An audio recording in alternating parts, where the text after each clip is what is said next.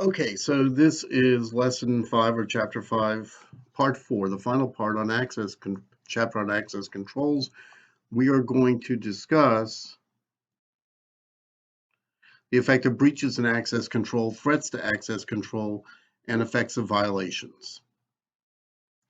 So the effects of breaches in access control, of course, are obvious: the disclosure of private information, corruption of data, loss of business intelligence, danger to facilities, staff, and systems, damage to equipment and failure systems and business processes. The threats to access controls. See all the details on page 167 to 168, but here's some of them. And the details, of course, I'm not going to go through the details, but gaining physical access, eavesdropping by observation, bypassing security, exploiting hardware and software, reusing or discarding media, electronic eavesdropping, intercepting communication, accessing networks, and exploiting applications. The effects of access control violations. There are more details on page 168. Of course, the loss of customer confidence, of business opportunities, new regulations imposed on the organization. If access control is violated, the government could impose regulations on you. Bad publicity, more oversight, financial penalties. An example, in 2003, California passed a mandatory disclosure law that affects all companies that do business in California or with the state's residents. The law protects its residents from disclosure of their personally identifiable information, or PII. This is the information that the bad guys use to steal identities. Credential and permissions management systems that provide the ability to collect, manage, and use the information associated with access control. Microsoft offers group policy objects, GPOs, to help administrators manage access controls.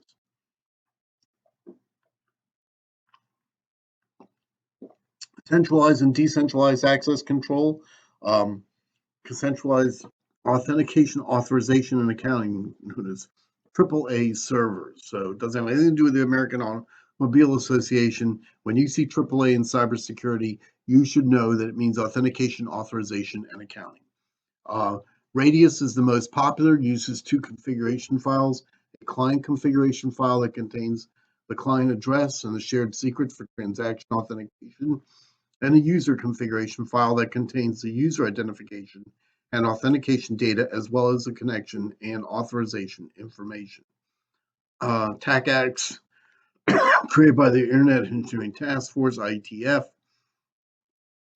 It is what's, I don't know if it's created by them, it's their standard. It's one configuration file, diameter based protocol and extensions in SAML, open standard based on XML for exchanging both authentication and authorization data. And there's more on all four of these on page 170.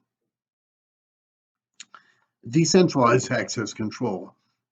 So it's in the hands of the people closest to system users. Password authentication protocol, PAP, is one. Challenge handshake authentication protocol, CHAP, is another. Mobile device authentication from the Initiative for Open Authentication, OATH.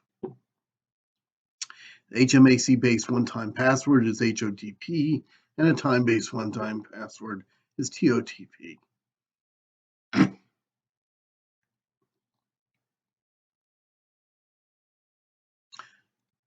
So privacy. You need to communicate your expectations in your organization for privacy and acceptable use policies, AUPs, and logon banners. Monitoring in the workplace includes opening mail or email, using automated software to check email, checking phone logs or recording phone calls, checking the logs of websites visited, checking information from credit reference agencies, collecting information through point of sale terminals, and recording activities on closed circuit TV, CCTV. Cloud computing. So it's the practice of using computing services delivered over a network. The computing services may be located within the organization's network or provided by servers that belong to some other network.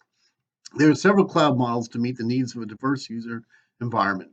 Cloud services generally fall into one of the categories shown in this table.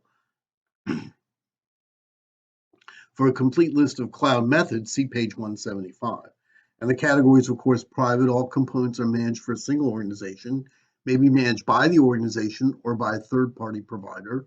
Community components are shared by several organizations, managed by one of the participating organizations or by a third party. Public, available for public use and managed by third-party providers. And hybrid, contains components of more than one type of cloud, including private, community, and public clouds.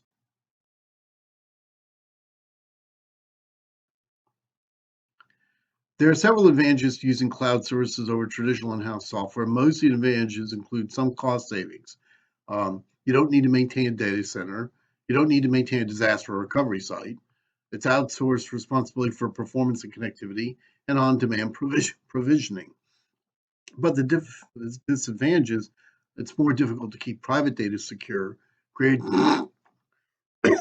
great danger of private data leakage, demand for constant network access, and the client needs to trust the outside vendor. So in summary, we talked about access control concepts and technologies, formal models of access control, how identity is managed by access control, and developing and maintaining system access controls.